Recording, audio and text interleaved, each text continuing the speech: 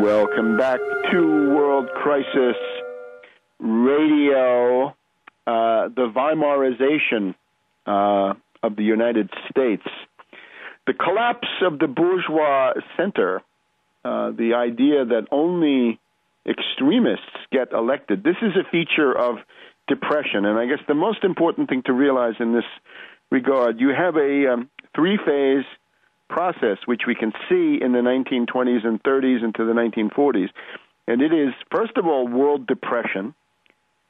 Secondly, as a result of the destruction of existing political systems and political instability, an era of dictatorship. This was the fascist era at that time, right, from Mussolini 1922 to Hitler 1933 and Horthy in Hungary and so many others, Franco in Spain in 1936, an era of dictatorship. And this then, because of the inability of the dictatorships to solve the problem of the depression, a world war. Depression, dictatorship, world war. Now, in choosing your forms of political activity, you've got to realize you cannot attempt to resist dictatorship and authoritarian government through political reforms alone. As Lautenbach in Germany pointed out, it is basically a losing game, as he said. The struggle against Hitler is doomed from the start unless you treat the deflationary depression that's going on. In other words, these dictators and demagogues are epiphenomena. They're the byproducts of a collapse of the economy. That is what gives them power. And you can say, well, when people get to look at Engel for a while, they're going to be so horrified. And when they get to look at Miller and his mug, they're going to be horrified. Yes, up to a point. But if the depression continues to grind away in the background, people become more and more crazed, more and more unstable, more and more unable to respond. So you got to bear this in mind. So the big thing is the only issue that counts is the depression. And the only way to deal with the depression is to make the finance oligarchs pay for it. In other words, to solve the depression, the only way it can be solved by making them pay. And again, making them pay is a kind of a shorthand. Remember that money is a political fiction. It has no metaphysical reality whatsoever. When you talk about capital, right, you're talking about a locomotive, a machine tool, a factory with plant and equipment, and so forth. Capital is physical capital goods, a machine tool, again, a modern laboratory, right, a genetic sequencing machine. That's a capital good these days. So when you are confronted with empty factories and large numbers of unemployed workers, what you've got to do is simply use credit in the obvious way to put them together and begin production, and you've got to then have a general policy of promoting infrastructure as a means of restoring normal economic life, restoring confidence, and indeed allowing all the private contractors who will benefit to become participants in an economic recovery. This is not government doing it by themselves. It's a process of job creation made possible by national credit creation through your nationalized central bank. Now, a little bit further with this, right? My article, Fox helped make propaganda films for Hitler in 1932. This has now reached 107,000 websites. And this reminds us the presence of these reactionary malefactors of great wealth, these economic royalists, big business, fascist types. This is not new. This is a typical feature of the 1930s. In those days, we had a guy called Alfred Hugenberg, Hugenberg. Look at him. It's very instructive. He was the big press baron, the big king of newspapers and magazines and other media in Weimar, Germany. And he was from this German National People's Party, the reactionary and revanchist party coming out of World War I.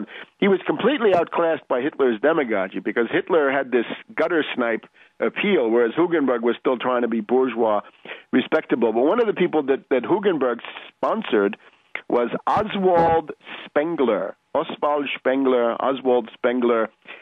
This is the deeply pessimistic author of The Decline of the West, right? And the decline of the West is that, civilizations are biological organisms. They're born, they get old, and then they die. And this expressed the nihilism and despair of the Nazi movement.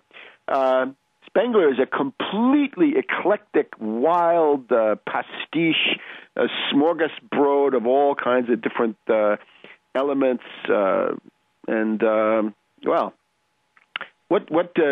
He has something to say about everything, right? He's got basically a history of everything. And what does this look like today? Well, today the close parallel to Hugenberg is Rupert Murdoch, right? The reactionary baron of press and radio and television with his stable of reactionary talkers and his media guide, Fox News and the Wall Street Journal. Rupert Murdoch and Hugenberg. And if Hugenberg had Oswald Spengler, who's the American version of Oswald Spengler? Well, I guess they have to say the Mad Magazine version of Oswald Spengler is Glenn Beck with the chalkboard. Because, again, Oswald Spengler has an opinion about everything, right? About race, about the Middle Ages, about Greco-Roman antiquity. And he's got this idea. He says the real essence of socialism is Prussianism. So he's basically saying instead of having the traditional left-of-center socialism, what we can have, says Spengler, is right-of-center. We can have extreme reactionary socialism because the essence of socialism is authoritarianism and dictatorship and doing your duty and sacrifice and all the rest. And I think you can see some of these interesting comparisons. When Rush Limbaugh comes on the air and says Hitler was a leftist because he was a socialist, this is absolutely absurd, wild, raving nonsense. But the basis of it is that the idea of socialism had been appropriated to extreme right-wing circles by this guy Oswald Spengler, saying, again, socialism, the real socialism is Prussianism, authoritarianism, paternalism, and so forth. Rupert Murdoch is to Glenn Beck as Hugenberg as was to Oswald Spengler. And if you look at the panorama today, the Weimarization is all over the place. Now, we don't want to take this too far. The U.S. institutions have an inherent strength because of the way they're designed. Remember, these are not just anybody's institutions. This is essentially a design made possible by John Adams, the key guy.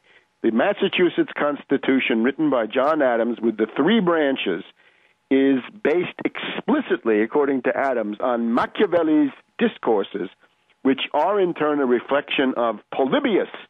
Polybius in the Greek writing, a Greek in the late Roman Empire, writing the history of that, and of course there are also discourses on the history of Rome by Titus Livius and other Roman historians. And in this, the idea of the one, the few, and the many. These are ontological categories. They will always be there. As long as you have human individuals, you'll have one, few, and many.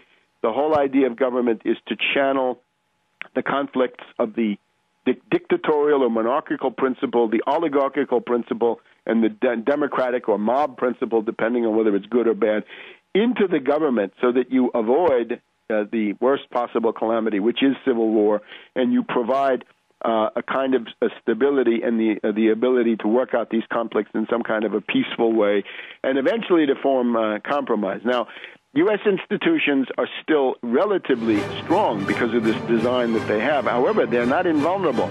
And if the Depression is allowed to go on, there's no political thing you can do to save these institutions. They will succumb if the Depression and high levels of unemployment, as we saw with pruning, destroy democratic rule. They lead towards wild swings in the electorate, the collapse of the center, the rise of extremists, and then finally the financiers decide to put their favorite gutter snipes into power. And this is more or less where we're headed, although we're not there yet. So, the third force, and that's the big task. And stop the austerity ghouls coming out in November and December. And we'll see you next week on World Crisis Radio.